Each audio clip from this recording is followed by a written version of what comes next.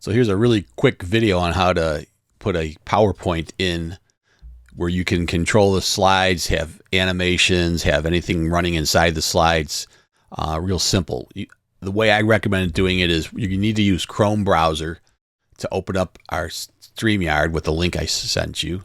And then you'll get this is what it'll look like on your side. But let's go over to our PowerPoint. Put that on the same window that you're working in. This will make more sense once we get rolling, but same window. I would, in my particular case, I split them. Just that's the easiest way to do it. You want to go to slideshow. You're going to select this. So if you're in animation or something else, you want to be in slideshow. Set up slideshow and make sure that instead of this is the normal full speaker that we go with, you want browse in an individual window. That's key. Hit OK.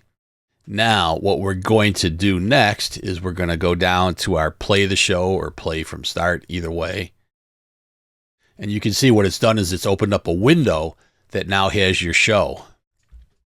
Those are what you're going to share. So you need to go over here in StreamYard and click this button down here and it says share screen. Share screen. And you want to share a window and you want to select the window that has your screen in there. So right there, we got it shared. You'll see it pop up. I'll be able to put that into the show and I'll be setting it all up for you. So you'll be on one side and your screen can be on the other side. But here's the key. So I just went ahead and put you into the show. Now you can see the window's not filling up the way you want it to fill. So when it comes time that we get to this screen where it's you, I'm putting me in here right now, but it's you and your show, you're going to need to go up here back to your PowerPoint, and yours may be different than mine. I've got this little thing here, and you want to fill the entire screen. Now all you're going to then see is your screen, which is fine.